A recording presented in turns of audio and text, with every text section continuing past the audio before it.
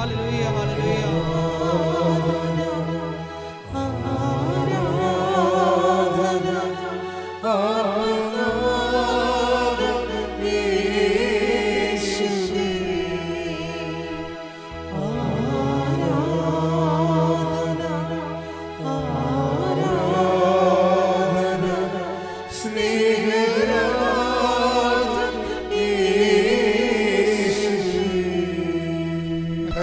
പരമദിവ്യകാരുണ്യത്തിന് ആരാധനയും സ്തുതിയും പുകഴ്ചയും ഉണ്ടായിരിക്കട്ടെ.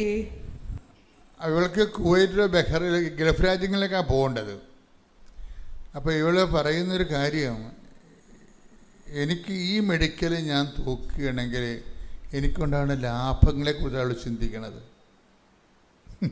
സാധാരണ മെഡിക്കൽ തോറ്റുള്ള ആൾക്കാർ നഷ്ടങ്ങളെക്കുറിച്ചല്ലേ ചിന്തിക്കത്തുള്ളൂ. ഏജൻറ്റിന് കാശ് കൊടുത്തു പോയി, ഇനി അയാൾ അതും കൊണ്ട് മുങ്ങുക, ഇനി തിരിച്ച് കിട്ടുക, റീഫണ്ടബിൾ ആണാ, ഇങ്ങനെയല്ലേ നമ്മൾ ചിന്തിക്കത്തുള്ളൂ. ഇവർ ചിന്തിക്കണം അങ്ങനെയല്ലേ. ഇവർ പറയണത്, ഈശോ ഈ മെഡിക്കൽ തോറ്റാൽ എനിക്കൊരു ലാഭമുണ്ട്. എന്താ കാര്യം? എനിക്ക് നാട്ടിൽ നിന്ന് ഒരു കുർബാന കൂടുതൽ കൂടാവുന്നു. ഇതാണ് വിഷയം. കാര്യം ഇവർ പോണ രാജ്യത്ത് കുർബാനയില്ല. അപ്പം അവർ പറയണത്, ഞാൻ ഒരു ദിവസം കൂടുതലാണ് ഇവിടെ നിൽക്കണമെങ്കിൽ എനിക്കെന്താ നേട്ടം? എനിക്ക് ഒരു കുർബാന കൂടുതൽ കൂടാം. അപ്പം ഇവർ തമ്മിലുള്ളൊരു ബന്ധവും റിലേഷനും ഒക്കെ വേറെ ലെവലിലേക്ക് പോവുകയാണ്. ഇനി രസം എന്താ വെച്ച് കഴിഞ്ഞാൽ, ഇവർക്ക് സങ്കടം വരുമ്പോൾ ഇവളെന്ത് ചെയ്യുന്നത് വെച്ച് കഴിഞ്ഞാൽ, പുറകിൽ മാതാവിൻ്റെയും ഈശോൻ്റെയും രൂപത്തിൻ്റെ പറയുന്നിട്ട് ഇവർ സെൽഫി എടുക്കും. ഇങ്ങനെ അതാ വിഷയം. നമ്മൾ കൂട്ടുകാരുമായിട്ടല്ലേ സെൽഫി എടുക്കുന്നത്. അതായത് ദൈവസ്നേഹത്തിൻ്റെ വ്യത്യസ്തമായ ലെവലാണ് ഈ ലെവല്. അതായത് ആധുനിക കാലത്ത് മനുഷ്യൻ ആധുനികമായ സംവിധാനങ്ങളോട് ജീവിക്കുമ്പോൾ അതിനെ എങ്ങനെയാണ് അവരുടെ ആ റിലേഷനെ സ്ഥിരീകരിക്കുന്നതിന് വേണ്ടി ഉപയോഗിക്കുന്നത്. അപ്പോൾ ഒറ്റയ്ക്കിരിക്ക് സങ്കടം വിഷം വരുമ്പോൾ ഈ പണ്ടെടുത്ത സെൽഫി എടുത്ത് നോക്കും. ഇപ്പം ഇങ്ങനെ വരുമ്പോൾ ദൈവത്തിന് മനസ്സിലാകും നമ്മളിങ്ങനെ റിലേഷനിലാണെന്ന് മനസ്സിലാകും. അതാണ് വിഷയം. ദൈവമായിട്ട് റിലേഷനിലായാൽ മാത്രമേ വിശുദ്ധിയിൽ വളരാൻ പറ്റത്തുള്ളൂ. കാര്യം നമ്മൾ സ്നേഹിക്കുന്ന ആളുമായിട്ട് ടേംസ് ആകാൻ എപ്പോഴും നമ്മൾ നോക്കത്തുള്ളൂ. ഇപ്പം ഈ വിശുദ്ധിയുടെ മാനദണ്ഡം എന്നുള്ള ദൈവസ്നേഹമാണ്. ശരിക്കും പറഞ്ഞാൽ എപ്പോഴും നമ്മൾ ഓർത്തേക്കണം. ഒരു വ്യക്തിക്ക് വിശുദ്ധി ഉണ്ടാകണമെന്ന് പറഞ്ഞു കഴിഞ്ഞാൽ വിശുദ്ധിയെ അല്ല നമ്മൾ ഫോക്കസ് ചെയ്യേണ്ടത്. വിശുദ്ധിയെ ഫോക്കസ് ചെയ്താൽ നമ്മുടെ കൂദാശകളും കാറ്റക്കിസും ഒക്കെ ചില സമയത്തെങ്കിലും ടെക്നിക്കലായിട്ട് വിശുദ്ധിയിൽ നിലനിൽക്കാൻ വേണ്ടിയുള്ള ഒരു സാങ്കേതിക ജ്ഞാനമാണെന്ന് തരണമെന്ന് എനിക്ക് തോന്നിയിട്ടുണ്ട്. സാങ്കേതിക ജ്ഞാനത്തേക്കാളുപരി ആത്മബന്ധത്തിൻ്റെ ഒരു സ്വകാര്യ ജ്ഞാനം, സ്നേഹജ്ഞാനമുണ്ട്. അതെന്ന് പറയുന്നത് ഈ ദൈവസ്നേഹത്തിലൂടെയാണ് വിശുദ്ധി വർദ്ധിപ്പിക്കുന്നത്. അപ്പം നമ്മൾ വിശുദ്ധിയെ അല്ല ഫോക്കസ് ചെയ്യേണ്ടത്. നമ്മൾ ഫോക്കസ് ചെയ്യേണ്ടത് ആരെയാണ്? കർത്താവിൻ്റെ ആത്മബന്ധമാണ് ഉണ്ടാക്കേണ്ടത്. ആത്മബന്ധം ഈശോയുമായിട്ട് ഉണ്ടായാൽ ഓട്ടോമാറ്റിക്കായിട്ട് വിശുദ്ധി ഉണ്ടാകും.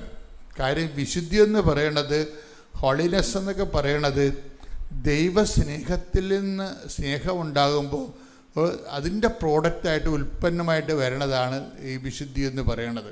അപ്പം ദൈവസ്നേഹമാണ് വിഷയം. അപ്പം ദൈവസ്നേഹത്തിനുള്ള ഗുണം, ദൈവസ്നേഹത്തിൻ്റെ കറക്റ്റ് അനുഭവത്തിലേക്ക് ഉടമ്പടിയുടെ ശരിക്കും പക്കാ നിയോഗം എന്ന് പറഞ്ഞത് ദൈവസ്നേഹമാകണം. ഇന്നല്ലെങ്കിൽ നാളെ ആകണം മക്കളെ. ചിലപ്പോൾ ആദ്യകാലങ്ങളാകാൻ നിങ്ങൾക്ക് പറ്റത്തില്ല. കാര്യം നിങ്ങൾ ചൂടുവെള്ളത്തിൽ നിൽക്കുന്ന ആളാണ്. ചൂടുവെള്ളത്തിൽ നിൽക്കുന്ന ആൾ അല്ലെങ്കിൽ ഒരു വറുത്ത മണ്ണിൽ നിൽക്കുന്ന ആളാണ്. അവർ പ്രഥമമായിട്ട് എന്താണ് ഫസ്റ്റ് എയ്ഡ്? എന്താണ്? ആ മണ്ണിൽ നിന്ന് മാറ്റുക എന്നുള്ളതാണ് ഫസ്റ്റ് എയ്ഡ്, അല്ലേ? ചൂടുവെള്ളത്തിൽ നിൽക്കുകയാണെങ്കിൽ അവിടുന്ന് മാറുക എന്നുള്ളതാണ് ഫസ്റ്റ് എയ്ഡ്. അത് ഉടമ്പടി ഫസ്റ്റ് എയ്ഡ് നടക്കും. പക്ഷേ ഇവിടെ എന്ത് സംഭവിക്കണമെന്ന് വെച്ച് കഴിഞ്ഞാൽ, ഉടമ്പടി വരുമ്പോൾ തന്നെ നിങ്ങൾ ഈ ഫസ്റ്റ് എയ്ഡ് കൊണ്ട് തൃപ്തിപ്പെടുന്നവരാണ് ഒരു 10-60% ആൾക്കാർ. എന്നുവെച്ചാൽ ആ വസ്തു വിറ്റാൽ ഓക്കെയാണ്, തീർന്ന പരിപാടി. ഇപ്പം അനില അങ്ങനെയല്ല പറയണത്. അനില ഉടമ്പടി എടുത്തുമ്പോൾ ആദ്യം ഞാൻ 90 ദിവസത്തെ പരിപാടിയില്ലേ ഉള്ളൂ. 90 ദിവസം കഴിയുമ്പോൾ പിന്നെ ആ റിലേഷൻ, അപ്പോൾ എനിക്ക് പഴയതുപോലെ ആകാവില്ല എന്ന് വിചാരിക്കും. ഇത് അനിലെ മാത്രമല്ല, എല്ലാവരുടെ മനസ്സിലും ഉള്ള ഒരു മനസ്സിരിപ്പാണ്. 90 ദിവസത്തെ പരിപാടിയിലേ ഉള്ളു. ജയിച്ചാലും തോറ്റാലും നമുക്ക് പുറത്തു വരാനില്ല എന്ന് പറ്റും. പക്ഷെ 90 ദിവസത്തെ പരിപാടി അല്ല ഇത്. സത്യസന്ധമായിട്ട് ദൈവത്തെയാണ് നീ അന്വേഷിക്കണമെങ്കിൽ ഇത് ലൈഫ് ലോങ് ആയിട്ടുള്ള കമ്മിറ്റ്മെൻറ്റാണ്. എന്താ കാര്യം? ഈ ദൈവസ്നേഹം എന്ന് പറഞ്ഞ് എന്തുമാത്രം ഉണ്ടെന്ന് നമുക്കറിയാൻ പറ്റത്തില്ല. പൗലോസ് ഈ ദൈവസ്നേഹം അനുഭവിച്ചിട്ട് പറഞ്ഞത്, ഈ ആപത്ത് വന്നാലും ഐ ഡോണ്ട് മൈൻഡ് എന്ന് പറയും, നഷ്ടം വന്നാലും ഐ ഡോണ്ട് മൈൻഡ്. കർത്താവിൻ്റെ സ്നേഹത്തിൽ നിന്ന് ആർക്ക് എന്നെ വേർപെടുത്താൻ കഴിയും? ആ take the bed of God. 8:35 ശ്രുതികട. ഹല്ലേലൂയ ഹല്ലേലൂയ ഹല്ലേലൂയ ഹല്ലേലൂയ ഹല്ലേലൂയ. യേശുവേ ആരാധന ആരാധന ആരാധന. ഹല്ലേലൂയ ഹല്ലേലൂയ ഹല്ലേലൂയ ഹല്ലേലൂയ. യേശുവേ നന്ദി നന്ദി. ഹല്ലേലൂയ ഹല്ലേലൂയ ഹല്ലേലൂയ. റോമ 8:35. റോമ 8:35. ക്രിസ്തുവിന്റെ സ്നേഹത്തിൽ നിന്ന് പറഞ്ഞേ. ക്രിസ്തുവിന്റെ സ്നേഹത്തിൽ നിന്ന് ആര് നമ്മെ വേർപെടുത്തും? ആര് നമ്മെ വേർപെടുത്തും? ക്ലേശമോ ക്ലേശമോ ദുരിതമോ ദുരിതമോ പീഡനമോ പീഡനമോ പട്ടിണിയോ പട്ടിണിയോ നഗ്നതയോ നഗ്നതയോ ആപത്തോ ആപത്തോ വാളോ വാളോ. അപ്പോൾ ഇതിൻ്റെ പ്രശ്നം എന്ന് വെച്ചാൽ, നിങ്ങൾ ഓർക്കും ഇതെല്ലാമാണ് സാധാരണഗതിയിൽ ദൈവത്തെ മനുഷ്യനിൽ നിന്ന് വേർപെടുത്തുന്നത്. ദൈവത്തെ മനുഷ്യനിൽ നിന്ന് വേർപെടുത്തുന്നതും മനുഷ്യനെ നിരീശ്വരന്മാരാക്കുന്ന സാധനമാണ് ഇതെല്ലാം. ഈ നിരീശ്വരവാദം വന്നതെങ്ങനെ ഇവിടെ? ഇതുപോലെയുള്ള നെഗറ്റീവ് എക്സ്പീരിയൻസ് ആൾക്കാർക്ക് ഉണ്ടാകുമ്പോഴാണ് ഇത് വരുന്നത്. എന്തൊക്കെയാണ് ഈ നിരീശ്വരവാദമോ അല്ലെങ്കിൽ ഈശ്വര വിശ്വാസക്കുറവോ വിശ്വാസ അപാചയം വരണ കാര്യങ്ങൾ എന്തൊക്കെയാണെന്ന് നോക്കിയേ, ഒന്ന് വായിച്ച്. ക്ലേശങ്ങൾ വരുമ്പോൾ വിശ്വാസം തന്നു പോകും ശരിക്കും. അപ്പോൾ അത് അധർമ്മം വർദ്ധിക്കുമ്പോൾ, ക്ലേശം എന്ന് വെച്ച് കഴിഞ്ഞാൽ പലതും കൊണ്ടും ഉണ്ടാകല്ല, അധർമ്മം കൊണ്ടും ഉണ്ടാകാം. അധർമ്മം വർദ്ധിക്കുമ്പോൾ, ധർമ്മം വർദ്ധിക്കുമ്പോൾ ശ്രുതികട. ഹല്ലേലൂയ ഹല്ലേലൂയ ഹല്ലേലൂയ ഹല്ലേലൂയ. യേശുവേ നന്ദി. ഹല്ലേലൂയ ഹല്ലേലൂയ. യേശുവേ ആരാധന ആരാധന. യേശുവേ ആരാധന ആരാധന. ഹല്ലേലൂയ ഹല്ലേലൂയ ഹല്ലേലൂയ. എന്നെ കുരിശോളം വലുതാക്കണേ, നിന്റെ സ്നേഹത്തിൽ നിഴലാക്കണേ. എന്നെ കുരിശോളം വലുതാക്കണേ, നിന്റെ സ്നേഹത്തിൽ നിഴലാക്കണേ. ആദ്യമായി തന്നെ ഈശോയ്ക്കും അമ്മ മാതാവിനും എന്നെ ഈ പ്രത്യക്ഷീകരണത്തിൻ്റെ സാക്ഷിയാക്കിയതിന് ഒരുപാട് നന്ദി പറയുകയാണ്. എൻ്റെ പേര് റോഷ്നി ജോസ്. ഞാൻ തൃശ്ശൂർ ജില്ലയിൽ നിന്നാണ് വരുന്നത്. ഞാൻ സെൻറ്റ് ആൻ്റണീസ് ദേവാലയത്തിലെ ഒരു ഇടവകമാണ്. ഞാൻ ഇവിടെ ആദ്യമായി ഉടമ്പടി എടുക്കാൻ വന്നത് 4/7/2025 എൻ്റെ ഉടമ്പടി ആദ്യമായി ഞാൻ എടുക്കുന്നത്. വളരെയധികം സന്തോഷത്തോടെയാണ് ഞാൻ ഇവിടെ വന്നിരിക്കുന്നത്. ഞാൻ 6 വർഷമായിട്ടൊരു ബാങ്കിൽ വർക്ക് ചെയ്തുകൊണ്ടിരിക്കുകയാണ്. 1.5 വർഷത്തിന് ശേഷം സാധാരണയായി നമുക്ക് പ്രമോഷൻ ലഭിക്കുന്നതാണ്. നമ്മൾ നന്നായി വർക്ക് ചെയ്തെങ്കിൽ നമുക്ക് നല്ല രീതിയിലുള്ള പ്രമോഷനും സാലറി ഇൻക്രിമെൻ്റൊക്കെ കിട്ടുന്നതാണ്. ഞാൻ എൻ്റെ എല്ലാ രീതിയിലുള്ള എഫേർട്ട് എടുത്ത് വർക്ക് ചെയ്തിട്ടും എനിക്ക് 6 വർഷമായിട്ട് അവിടെ യാതൊരുവിധ മാറ്റങ്ങളും കിട്ടുന്നില്ല. ഞാൻ സ്ഥിരമായ ആ ജോലിയിൽ തന്നെ ഒതുങ്ങിക്കൂടി. എനിക്ക് വളരെയധികം സങ്കടമായി. എന്നെ കഴിഞ്ഞ് വന്ന ആളുകൾക്കെല്ലാം പ്രമോഷൻ കിട്ടി, അവർ നല്ലൊരു പൊസിഷനിലേക്ക് എത്തി. എൻ്റെ ലൈഫ് മാത്രം ഒരു സാധാ ലൈഫിലേക്ക് മാറിയപ്പോൾ എനിക്ക് വളരെയധികം സങ്കടമായി. ഞാൻ അങ്ങനെയാണ് ആദ്യമായിട്ട് ഈ ഉടമ്പടിയിലേക്ക് വരുന്നത്. എൻ്റെ അമ്മയാണ് ആദ്യമായിട്ട് ഉടമ്പടി എടുത്തത്. അമ്മയിലുണ്ടായ ധാരാളം മാറ്റങ്ങളാണ് എന്നെ ഈ ഉടമ്പടിയിലേക്ക് എത്തിച്ചത്. ഞാൻ ഉടമ്പടി എടുത്ത് ഇവിടെ വന്നതിന് ശേഷം ആദ്യമായിട്ട് ഞാനിവിടെ പ്രാർത്ഥിച്ചത് എനിക്ക് ജോലിയിലൊരു മാറ്റം വേണമെന്നാണ്. ഞാൻ ധാരാളം ഇൻ്റർവ്യൂകൾ അറ്റൻഡ് ചെയ്തിട്ടുണ്ട്. പുറത്തുള്ള ഇൻ്റർവ്യൂകൾ അറ്റൻഡ് ചെയ്യും. ആദ്യത്തെ ഇൻ്റർവ്യൂ പാസ്സാവും, സെക്കൻഡ് ഇൻ്റർവ്യൂ പാസ്സാവും, അതിനുശേഷം റിജക്ഷൻ വരും. ധാരാളം PSC എക്സാമുകൾ എഴുതാറുണ്ട്. ഞാൻ കോമ്പറ്റീറ്റീവ് എക്സാം എഴുതും, പ്രിലിമിനറി എക്സാം പാസ്സാവും, മെയിൻ എക്സാമിൽ ഞാൻ പോകും. അപ്പോൾ എനിക്ക് വളരെയധികം നിരാശയിലാണ് ഞാനിവിടെ വന്നത്. ഞാനിവിടെ ധാരാളം സാക്ഷ്യങ്ങൾ കേൾക്കാറുണ്ട്. അതുപോലെ തന്നെ ഉടമ്പടി ധ്യാനവും ഞാൻ സ്ഥിരമായി യൂട്യൂബിൽ കേൾക്കാറുണ്ട്. ഞാൻ ഡേറ്റ് എഴുതി വെച്ചിട്ട് പ്രാർത്ഥിക്കാനായിട്ട് പലരും പറഞ്ഞു കേട്ടിട്ടാണ് ഞാൻ ഡേറ്റ് എഴുതി വെച്ച് ഞാൻ പ്രാർത്ഥിച്ചു. മാർച്ച് 1-ാം തീയതി 2026 എനിക്കൊരു ജോലി നൽകി അനുഗ്രഹിക്കണമെന്ന് ഞാൻ പ്രാർത്ഥിച്ചു.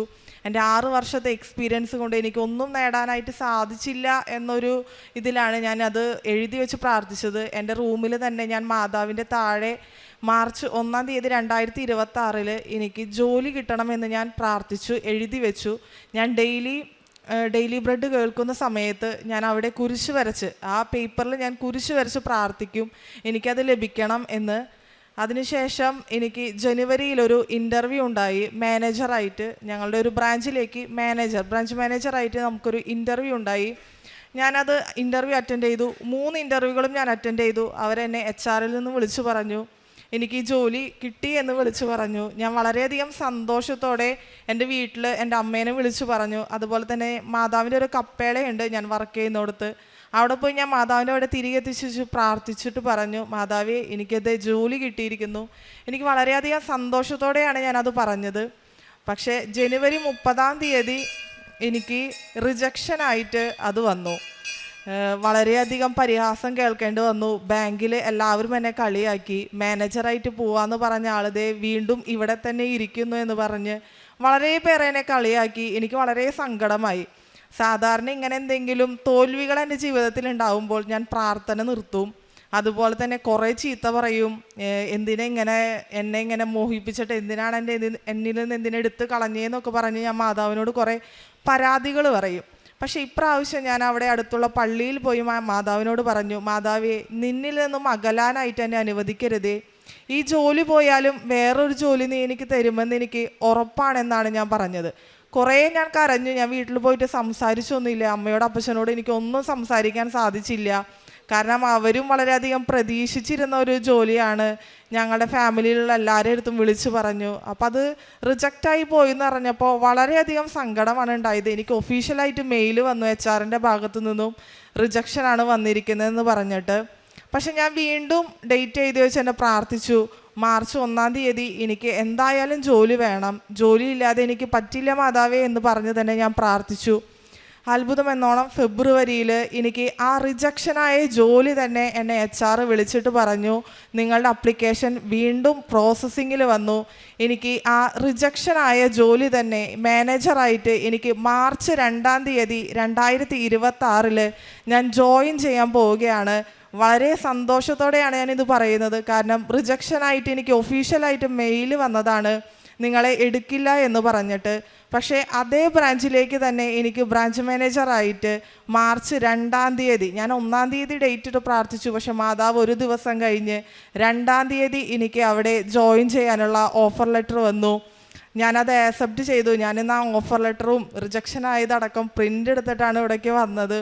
കാരണം ഞാൻ ആ റിജക്ഷൻ വന്നത് വരെ മാതാവിൻ്റെ അവിടെ വെച്ച് പ്രാർത്ഥിച്ചിരുന്നു. എനിക്ക് വളരെയധികം സന്തോഷം തോന്നി. മാതാവിനോട് പ്രാർത്ഥിച്ചതിൻ്റെയും ഈശോയുടെ ഒരു അനുഗ്രഹത്തിൻ്റെയും എൻ്റെ അമ്മയുടെ പ്രാർത്ഥന കൊണ്ട് മാത്രമാണ് ഇന്ന് എനിക്ക് ഒരു 6 വർഷത്തിന് ശേഷം ഞാൻ എൻ്റെ കരിയറിൽ വീണ്ടും ഒരു സ്റ്റെപ്പ് എടുത്ത് വയ്ക്കുന്നത്. വളരെയധികം സന്തോഷം. അമ്മയ്ക്കും ഈശോയ്ക്കും ഒരുപാട് നന്ദി പറയുന്നു. അതുപോലെ തന്നെ എനിക്ക് പീരീഡ്സ് ആവുമ്പോൾ വളരെയധികം പെയിൻ ഉണ്ടാവും. ഞാനൊരു 10-ാം ക്ലാസ് തൊട്ട്, അതായത് ഒരു 10 വർഷമായിട്ട് പീരീഡ്സ് ആയി എനിക്ക് സ്കൂളിലുണ്ടാകുമ്പോൾ സ്കൂളിൽ പോകാൻ പറ്റില്ല. കാരണം വയറുവേദന എടുത്ത് ഞാൻ കരച്ചിലായിരിക്കും, ഛർദിയായിരിക്കും. സ്കൂൾ മൊത്തം അറിയും ഞാൻ പീരീഡ്സ് ആയിട്ടുണ്ടെന്ന്. കാരണം എൻ്റെ വീട്ടിൽ നിന്ന് തന്നെ അമ്മ വന്നിട്ടായിരിക്കും കൊണ്ടുപോവുക. കോളേജിൽ പഠിക്കുമ്പോഴും എനിക്ക് ഈ സെയിം സിറ്റുവേഷൻ തന്നെയായിരുന്നു. പീരീഡ്സ് ആവുക, കരയുക, ബഹളം വയ്ക്കുക, വീട്ടിൽ നിന്ന് വന്ന് കൊണ്ടുപോവുക. ജോലി സ്ഥലത്തും വേറൊരു മാറ്റം ഉണ്ടായില്ല. ധാരാളം ഡോക്ടർമാരെ കണ്ടിട്ടുണ്ട്. ഓരോരുത്തർ പറയുന്നു ഓരോ ഡോക്ടറെ കാണാൻ, സ്കാൻ ചെയ്യുക, ടാബ്ലറ്റ്സ് കഴിക്കുക, ഇത് മാത്രമായിരുന്നു. ഞാൻ ജോലിക്ക് കയറിയപ്പോഴും അതെ, ഞാൻ പീരീഡ്സ് ആയി കഴിഞ്ഞാൽ ഓഫീസിലുള്ള എല്ലാ സ്റ്റാഫുകളും അറിയും. അതുപോലെ തന്നെ അവിടെ വന്ന കസ്റ്റമേഴ്സ് അറിയും ആ മാഡം പീരീഡ്സ് ആയിട്ട് വയറുവേദന എടുത്ത് കരച്ചിലാന്ന്. ഇവിടെ വന്ന് ഞാൻ ഉടമ്പടി എടുത്തതിന് ശേഷം അതാണ് എൻ്റെ ഒരു നിയോഗമായി വെച്ചത്, വയറുവേദന മാറ്റിത്തരണമെന്നാണ്. കാരണം വയറുവേദന വന്ന 2 ദിവസം എനിക്ക് എണീക്കാനോ നടക്കാനോ ഒന്നും പറ്റില്ല.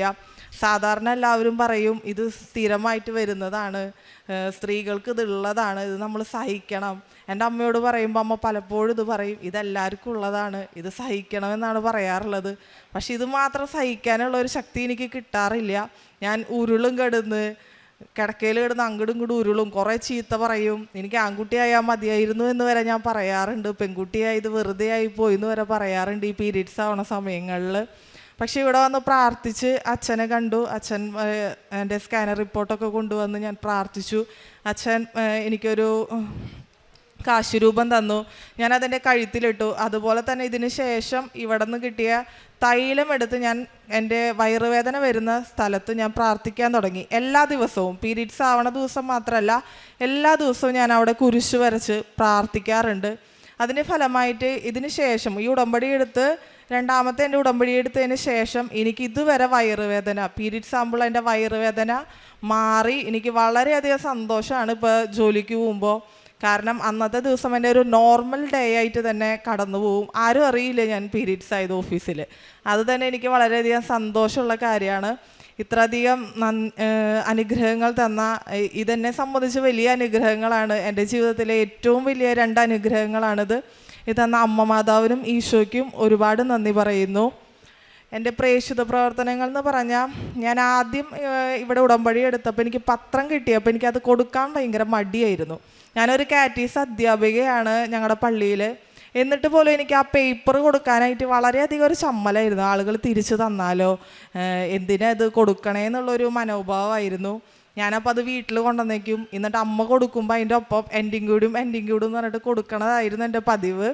പക്ഷേ രണ്ടാമത്തെ ഉടമ്പടി പുതുക്കലിന് ശേഷം ഞാൻ കുറച്ചും കൂടി സീരിയസ് ആയിട്ട് ഇത് ധാരാളം പേരുടെ സാക്ഷ്യം ഞാൻ കേൾക്കാൻ തുടങ്ങി. അതുപോലെ ധ്യാനത്തിലും അച്ഛൻ പറയാറുണ്ട് നമ്മൾ ഇത് പ്രേക്ഷിത പ്രവർത്തനം നല്ല രീതിയിൽ ചെയ്യണമെന്ന്. അതിനുശേഷം ഞാൻ ബസ് സ്റ്റാൻഡുകളിലും അതുപോലെ തന്നെ റൂട്ടുകളിൽ പോകുന്ന ആളുകളോടെടുത്തത് വിശ്വാസപ്രമാണം ചൊല്ലും. ഞാൻ ആദ്യം തന്നെ ഇവിടുന്ന് പത്രം കൊണ്ടുപോയി ഓരോ പേപ്പറിൽ ഞാൻ വിശ്വാസപ്രമാണം ചൊല്ലിയിട്ട് ഞാൻ കുരിശ് വരച്ച് പ്രാർത്ഥിച്ചിട്ടാണ് ഞാൻ കൊടുക്കുക. ഞാൻ മാതാവിനോട് പ്രാർത്ഥിക്കും, മാതാവേ തിരിച്ചു തരരുതേ, അവരത് വായിക്കണേ എന്ന് പറഞ്ഞിട്ടാണ് ഞാൻ ഈ പേപ്പർ കൊടുക്കാറുള്ളത്. അതുപോലെ തന്നെ എൻ്റെ പിള്ളേർ, എൻ്റെ കാറ്റിസത്തിൽ എൻ്റെ കുട്ടികൾക്ക് ഞാനത് അവരെ വീടുകളിൽ കൊണ്ടു കൊടുക്കും. അതിനുശേഷം അവരത് വായിച്ചിട്ട് എനിക്ക് ഡെയിലി ഗ്രൂപ്പിൽ എനിക്ക് അയച്ചു തരും, ടീച്ചറെ ഞങ്ങളിത് വായിച്ചിട്ടുണ്ട് കേട്ടോ എന്ന് പറഞ്ഞിട്ട്. എൻ്റെ 7ാം ക്ലാസ്സിലെ 7 കുട്ടികൾ അത് ഡെയിലി അത് വായിക്കും. എനിക്കത് വളരെയധികം സന്തോഷമുള്ള കാര്യമാണ്. അവർ പ്രാർത്ഥനയിൽ എന്തിൽ ചെറിയ ചെറിയ പിന്നോക്കത്തിലാണെങ്കിലും അവർ പേപ്പർ വായിക്കാനും അതുപോലെ തന്നെ മാതാവിനോട് നന്ദി പറഞ്ഞ് പ്രാർത്ഥിക്കാനും പഠിച്ചു. അതിൻ്റെ ഒരു വലിയ സാക്ഷ്യമാണ്. അതുപോലെ തന്നെ കാരുണ്യ പ്രവർത്തികൾ ഞാൻ ചെയ്യാറുള്ളത് എൻ്റെ ശമ്പളത്തിൽ നിന്ന് ഞാനൊരു ചെറിയ എമൗണ്ട്, അതെനിക്ക് സാലറി കിട്ടിയ പിറ്റേ ദിവസം തന്നെ ഞാനത് കൊണ്ടു കൊടുക്കും. കാരണം അധികം ദിവസം വെക്കാനായിട്ട് അത് ഉണ്ടാവില്ല. അതുകൊണ്ട് ഞാൻ സാലറി കിട്ടിയ പിറ്റേ ദിവസം തന്നെ ഞാനൊരു പള്ളിയിൽ പോയി പ്രാർത്ഥിക്കും, മാതാവ് ഇന്ന് ആർക്കാണത് കൊടുക്കേണ്ടത്, മാതാവേ നീ തന്നെ അതൊരു കാണിച്ചു തരണം. എനിക്കറിയാത്ത ആളുകളായിരിക്കും, ഞാനത് കടന്നു പോകുന്ന വഴിയിലായിരിക്കും. പക്ഷെ അത് കൊടുത്തു കഴിയുമ്പോൾ അവർക്ക് വളരെയധികം സന്തോഷമായിരിക്കും. ചിലരെന്നെ കെട്ടിപ്പിടിച്ച് കരയാറുണ്ട്.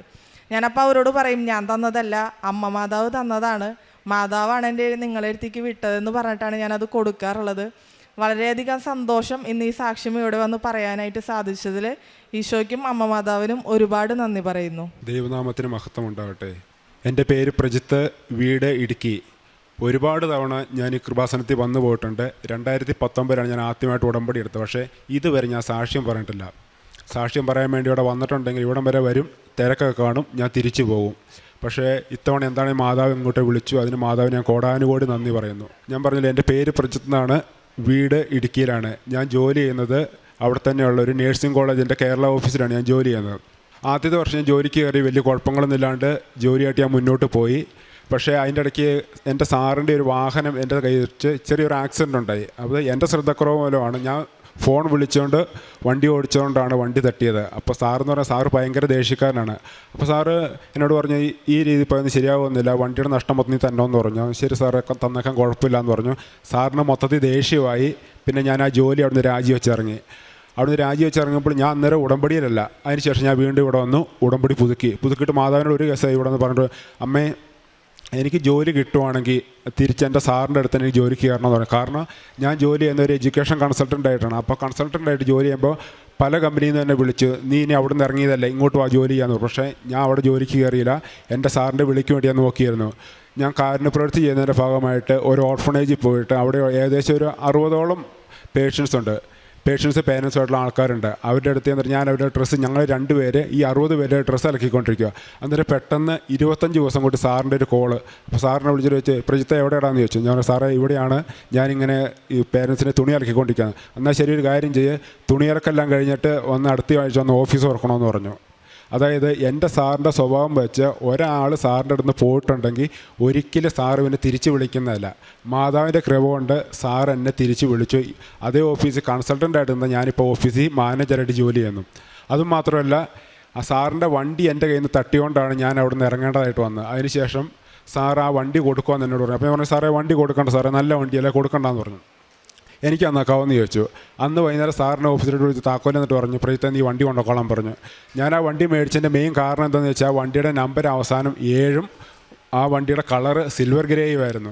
ഞാൻ ഒരുപാട് സന്തോഷത്തോടെ വണ്ടി മേടിച്ചു വീട്ടിലോട്ട് കൊണ്ടുപോയി. അപ്പോൾ വീട്ടുകാർ എന്ന് ചോദിച്ചു നിനക്കെന്തിനാണ് ഈ 2 വണ്ടിയെന്ന് ചോദിച്ചു. അതിന് മുമ്പ് തന്നെ എനിക്ക് വേറൊരു വണ്ടി കിട്ടിയായിരുന്നു. അതെന്ന് വെച്ചാൽ ഞങ്ങൾ ഇടുക്കിയിലാകുമ്പോൾ എന്നാലും നല്ല തണുപ്പാണ്, മൂന്നാർ അടുത്തത് നല്ല തണുപ്പാണ്, രാവിലെ കുർബാനയ്ക്ക് പോകാൻ വേണ്ടിയിട്ട്. അപ്പോൾ ഞാൻ മാതാവിനോട് പറഞ്ഞു, അമ്മേ എനിക്ക് എന്ന് രാവിലെ നടന്നു പോകാൻ പറ്റും, എനിക്കൊരു ചെറിയ വണ്ടി വേണമെന്ന് പറഞ്ഞു. ഞാൻ പറഞ്ഞ് 3 ദിവസം കഴിഞ്ഞത്തേക്ക് മാതാവ് എനിക്ക് ചെറിയൊരു വണ്ടി മേടിച്ചു തന്നു. ആ വണ്ടിയുടെ നമ്പറിൻ്റെ തുടക്കവും അവസാനം 7. അതുമാത്രമല്ല, ആ വണ്ടി കിട്ടി അങ്ങനെ വെച്ചാൽ എൻ്റെ കൂട്ടുകാരുടെ അടുത്ത് ഞാൻ പറഞ്ഞു, നിങ്ങളുടെ അടുത്തൊരു വണ്ടിയുണ്ടല്ലോ, എനിക്ക് ആ വണ്ടി തന്നേക്കാവോ എന്ന് ചോദിച്ചു. അപ്പോൾ പറഞ്ഞു, ഈ വണ്ടി പല ആൾക്കാർ ചോദിച്ചാൽ ഞങ്ങൾ ഈ വണ്ടി തരത്തില്ല എന്ന് പറഞ്ഞു. അപ്പോൾ ഞാൻ പറഞ്ഞു, ശരി ആയിക്കോട്ടെ, തരണ്ടെന്ന് പറഞ്ഞു. ഞാൻ എവിടെ പോയാലും എൻ്റെ കയ്യിൽ നമ്മളിപ്പോൾ എന്തെങ്കിലും ആയുധം കൊണ്ട് നടക്കുമല്ലോ, അതുപോലെ ഉടമ്പടി ഉപ്പ് എൻ്റെ കയ്യിൽ എപ്പോഴും ഉണ്ടായിരിക്കും. ഞാൻ ആ ഉപ്പെടുത്ത് എൻ്റെ കൂട്ടുകാരൻ കാണുക, വിശ്വാസപ്രമാണം ചൊല്ലി നേരെ വണ്ടിക്കകത്തിട്ട് പറഞ്ഞു, ഈ വണ്ടി നിങ്ങളിനി വേറെ ആർക്കും കൊടുക്കില്ല എന്ന് പറഞ്ഞു. അതിനുശേഷം അവർ ആ വണ്ടി ഈ 3 ദിവസത്തിനിടയ്ക്ക് പല ആൾക്കാർ വണ്ടി കണ്ടു. പക്ഷേ അവർ പറഞ്ഞേക്കഴിഞ്ഞാൽ കൂടിയ വിലയും പറഞ്ഞു, അവർക്ക് ആ വണ്ടി കൊടുക്കാൻ പറ്റില്ല. അവർ എന്നെ തന്നെ 3-ാം ദിവസം വിളിച്ചിട്ട് പറഞ്ഞു, പ്രജിത്തെ ഈ വണ്ടി നീ തന്നെ എടുത്തോളാൻ പറഞ്ഞു. മൊത്തത്തിൽ ഇപ്പോൾ 2 വണ്ടിയായേ. അതിനുശേഷം ഞാൻ ഒരു ബൈക്ക് കണ്ടപ്പോൾ ആ ബൈക്കിൻ്റെ ഫസ്റ്റ് നമ്പർ 7 അവസാനത്തെ നമ്പർ 7. അപ്പോൾ ഞാൻ പറഞ്ഞു, മാതാവ് എനിക്കിത് മേടിക്കണമെന്ന് ആഗ്രഹമുണ്ടെന്ന് പറഞ്ഞു. അപ്പോൾ ഞാനത് ചെന്ന് കണ്ടിട്ട് സാറിനെ വിളിച്ചു, സാറേ എനിക്കൊരു ബൈക്ക് കണ്ടു. അപ്പോൾ സാറ് നിനക്കിപ്പോൾ 2 വണ്ടിയില്ല സാറേ, നല്ല വണ്ടിയാണ് സാറേ, ഞങ്ങൾക്ക് മേടിക്കണമെന്ന് പറഞ്ഞു. നമ്പർ 7 പറഞ്ഞു. ആ ശരി, നിനക്ക് 7 ഭയങ്കര ഇഷ്ടം, നീ എടുത്തോളാൻ പറഞ്ഞു. അപ്പോൾ എൻ്റെ ഈ 35,000 രൂപയേ ഉള്ളൂ, വണ്ടിയുടെ വില 75,000 രൂപ. സാർ അന്നേരം എൻ്റെ ബാലൻസ് പൈസ കിട്ടുമെന്ന് ഞാൻ ആ വണ്ടിയും മേടിച്ചു. മൊത്തം 3 വണ്ടി എൻ്റെ വീട്ടിൽ. അതെല്ലാം എനിക്ക് മാതാവിൻ്റെ അനുഗ്രഹം കൊണ്ട്, ആ ജോലി മാതാവ് തിരിച്ച് തന്നതിനെ കൊണ്ട് മാത്രം കിട്ടിയതാണ് ഈ 3 വണ്ടി. അതിനുശേഷം ഈ നിൽക്കുന്ന എൻ്റെ അമ്മയാണ്. ഒരു ദിവസം രാവിലെ അമ്മ ഇന്ന് രാവിലെ 5:30 ആകുമ്പോൾ, നേരത്തെ തൊട്ട് വീട്ടിൽ പശു ഉണ്ടായിരുന്നു, 5:30 ആകുമ്പത്തേന് അമ്മ ഇന്ന് രാവിലെ എഴുന്നേക്കും. അമ്മച്ചി രാവിലെ എഴുന്നേറ്റ് വന്ന് വിളിച്ചിട്ട് പറഞ്ഞു, കൊച്ചെൻ്റെ കാല് തളർന്നു പോകുന്നില്ലെന്ന്. അപ്പം തന്നെ ഞാൻ കൊണ്ട് ഉടമ്പടിത്തേലും തേച്ചിട്ട് പറഞ്ഞു, അമ്മച്ചി കുഴപ്പമൊന്നുമില്ല എന്ന് പറഞ്ഞു. ഞങ്ങൾ തൊട്ട് താഴത്തെ ഹോസ്പിറ്റലിൽ ചെന്നു. അവിടെ വളരെ നല്ല ഹോസ്പിറ്റലായിരുന്നു. ആ ഹോസ്പിറ്റലിൽ നേഴ്സും ഡോക്ടറും നോക്കിയിട്ട് പറഞ്ഞു, കുഴപ്പമൊന്നുമില്ല, സ്ട്രോക്കിൻ്റെ ആണെന്ന് ചെറിയൊരു ഇതുണ്ടോയെന്ന് പറഞ്ഞു. അന്നേരം തന്നെ അമ്മച്ചിയുടെ നാക്ക് കുഴഞ്ഞു പോവുക. അപ്പം തന്നെ എൻ്റെ മനസ്സിന് ആരോ പറഞ്ഞു, വേറെ എങ്ങനെ കൊണ്ടുപോകാൻ പറഞ്ഞു. പെട്ടെന്ന് തന്നെ തൊടുപുഴ സ്മിതയെ ഞാൻ വിളിച്ചു വെച്ചാൽ കറക്റ്റ് അവിടെ ഡോക്ടറുണ്ട്. അവിടെ ചെന്നു ഇതേ വണ്ടിക്ക് തന്നെയാണ് കൊണ്ടുവന്നത്. വേറെ ഒരു കുഴപ്പം അവിടെ വരെ അമ്മച്ചി 2 തവണ വൊമിറ്റ് ചെയ്താലാണ്, വേറെ കുഴപ്പമൊന്നും ഉണ്ടായില്ല. അവിടെ ചെന്ന് നേരെ അമ്മച്ചി ICUവിൽ 3 ദിവസം അമ്മച്ചി ICUവിൽ. ഡോക്ടർ എന്നോട് പറഞ്ഞത്, മോനെ മേജർ സ്ട്രോക്ക് ആയിരുന്നു, നീ കൊണ്ടുവരാൻ 1 മണിക്കൂർ താമസിച്ച് പോയിരുന്നെങ്കിൽ നിൻ്റെ അമ്മേനെ നിനക്ക് കിട്ടില്ലായിരുന്നു പറഞ്ഞു. അതിനുശേഷം സ്ട്രോക്കാന്ന് പറഞ്ഞാൽ തന്നെ സ്വാഭാവികമായിട്ടും എനിക്ക് ഭയങ്കരമായിട്ട് സങ്കടം വന്നു. അപ്പോൾ അവിടുന്ന് സിസ്റ്റർ പറഞ്ഞു, സിസ്റ്റർ എനിക്ക് അമ്മച്ചിയുടെ ഒന്ന് കാണാൻ കയറണം, ഉടമ്പടിത്തേലും തേക്കണമെന്ന് പറഞ്ഞു. ആ സിസ്റ്റർ എന്താ പറഞ്ഞു, മോനെ നീ ആരും കാണാണ്ട് കയറിക്കോളാൻ പറഞ്ഞു. പല തവണ ഞാൻ കയറി. അമ്മച്ചി ഒരാഴ്ച അടുത്തോ ഇവിടെ ICUവിലുണ്ടായിരുന്നു. ഞാൻ കയറി ഉടമ്പടിത്തേലും തേച്ചു. അമ്മച്ചി പഴയ പോലെ തിരിച്ചു വന്നു. അതിനുശേഷം ഡോക്ടറെ കണ്ടപ്പോൾ ഡോക്ടർ എന്നോട് പറഞ്ഞതെന്ന് വെച്ചിട്ടുണ്ടെങ്കിൽ, മോനെ പഴയതുപോലെ നിൻ്റെ അമ്മച്ചി ജീവിതത്തിൽ തിരിച്ചു വരണമെന്നുണ്ടെങ്കിൽ 3 മാസം എടുക്കുമെന്ന് പറഞ്ഞു. അതിനുശേഷം വീട്ടിൽ വന്നു. എന്നത്തെ പോലെ തന്നെ വിശ്വാസപ്രമാണം ചൊല്ലുന്നു, ഉടമ്പടിത്തേലും തേക്കുന്നു. ഒരാഴ്ച കഴിഞ്ഞു, 8 ദിവസമായി, 9 ദിവസമായി, 10 ദിവസമായി. 10-ാം ദിവസം ഞങ്ങൾ എഴുന്നേറ്റ് വരുന്നതിന് മുമ്പ് രാവിലെ അമ്മച്ചി എഴുന്നേറ്റ് ഞങ്ങൾക്ക് കാപ്പി കിട്ടുന്നു. ഇതാണ് അമ്മച്ചി നിൽക്കുന്നത്. അമ്മച്ചിക്ക് ഇപ്പോൾ യാതൊരു കുഴപ്പവും ഇല്ല. ദൈവത്തിൻ്റെ അനുഗ്രഹം കൊണ്ട് അമ്മ മാതാവ് എനിക്ക് എൻ്റെ അമ്മേനെ തിരിച്ചു തന്നു. അതുപോലെ തന്നെ ഞാൻ ജോലിക്ക് കയറിയ സമയത്ത് എനിക്ക് അവിടെ ചെയ്യേണ്ടത് വെച്ചാൽ 6 മാസം അഡ്മിഷൻ ചെയ്യണം, 6 മാസം ഓഫീസ് ഡ്യൂട്ടി ചെയ്യണം. ഞാൻ കയറിയ ആദ്യത്തെ വർഷം ഞാൻ ചെയ്തത് 6 അഡ്മിഷനേ ചെയ്തുള്ളൂ. അതിനുശേഷം ഇവിടെ വന്ന് ഉടമ്പടി പുതുക്കിയതിന് ശേഷം മാതാവ് അത് 28 അഡ്മിഷനായിട്ട് ഉയർത്തി തന്നെ. ഞാൻ എന്ത് കാര്യം ചെയ്യാൻ പോകുന്നതിന് മുമ്പിൽ ആദ്യം ഞാൻ മാതാവിനോട് പറഞ്ഞിട്ടേ പോകത്തുള്ളൂ. അതിനിടയ്ക്ക് ഏറ്റവും വലിയ വസ്തു എന്താണെന്ന് വെച്ചിട്ടുണ്ടെങ്കിൽ 2016 തൊട്ട് ഞാൻ ഹിന്ദു ആണെങ്കിൽ ഉടമ്പടി പ്രാർത്ഥനയെ പറ്റി ഒന്നും അറിയത്തൊന്നുമില്ല. ജപമാലയും എല്ലാം പഠിച്ചായിരുന്നു. എനിക്ക് പറ്റുന്നത്രയും ജപമാല, ഏറ്റവും കൂടുതൽ ഞാൻ ചൊല്ലിയിട്ട് ഒരു ദിവസം 26 ജപമാല ഞാൻ ചൊല്ലിയിട്ടുണ്ട്. അപ്പോൾ ഞാൻ ഈശോയായിട്ട് വലിയ കമ്പനിയൊന്നുമില്ല. ഉടമ്പടി വന്നതിന് ശേഷം, ഉടമ്പടി പുതുക്കിയതിന് ശേഷം ഈശോയായിട്ട് ഭയങ്കര കൂട്ടായി. തന്നെ യാത്ര പോകുമ്പോഴാണേലും അതുപോലെ എവിടെ പോകാൻ ഇറങ്ങുമ്പോഴാണ് എൻ്റെ മുറി വലിയൊരു ഈശോയുടെ ഫോട്ടോ വെച്ചിട്ടുണ്ട്. ആദ്യം വീട്ടുകാർക്കൊക്കെ ചെറിയ ഇതുപോലെയായിരുന്നു. പിന്നെ അവർ പറഞ്ഞു, നിൻ്റെ ഇഷ്ടമെന്ന് പറഞ്ഞു. എന്നും ഞാൻ ആ ഫോട്ടോയുടെ അടുത്ത് ചെന്നിട്ട് ഈശോ ഞാൻ പോകും കേട്ടോ, അപ്പോൾ നമ്മൾ ഒരുമിച്ചല്ലേ പോകണമെന്ന് പറഞ്ഞിട്ടാണ് എന്ത് കാര്യത്തിന് പോയാലും ഞാൻ ഇറങ്ങത്തുള്ളൂ. അതുപോലെ തന്നെ പ്രേക്ഷിത പ്രവർത്തനമായിട്ട് ഞാൻ ചെയ്യുന്നത്, ഇവിടുന്ന് കൊണ്ടുവന്ന പത്രം ഏറ്റവും കൂടി ഇപ്പോൾ 2 ദിവസത്തേക്കുള്ളിൽ ഞാൻ വീട്ടിൽ വെക്കത്തില്ല. പത്രം കൈ കിട്ടുമ്പോൾ തന്നെ എനിക്ക് ഭയങ്കര ടെൻഷനാണ്. ഇത് കൊടുത്ത് തീർത്തില്ല, എന്ത് ചെയ്യുന്നത്. അതുപോലെ തന്നെ 2-ാമത്തെ ദിവസത്തിനാണ് ഞാൻ ആ പത്രം കൊടുത്തു തീർക്കും. പിന്നെ അതിൻ്റെ ഇടയ്ക്ക് രോഗികളെ കാണാൻ പോകാറുണ്ട്. പറയുന്ന പോലെ 2 ഓർഫണേജ് ഞാൻ സ്ഥിരമായിട്ട് പോവുകയും ചെയ്യും. അതുപോലെ അവിടെ നിന്നുള്ള പേരൻസിൻ്റെ നാമം വെട്ടി കൊടുക്കും, അവരുടെ ടോയ്ലറ്റ് കഴുകി കൊടുക്കും, അവിടെ ക്ലീൻ ചെയ്ത് കൊടുക്കും, അവരുടെ വസ്തുക്കളാക്കി കൊടുക്കും. കൈയില്ലാത്ത ആൾക്കാരെ അവർക്കിന്ന് ഭക്ഷണം വാരി കൊടുക്കും, എല്ലാ കാര്യങ്ങളും ചെയ്യാറുണ്ട്.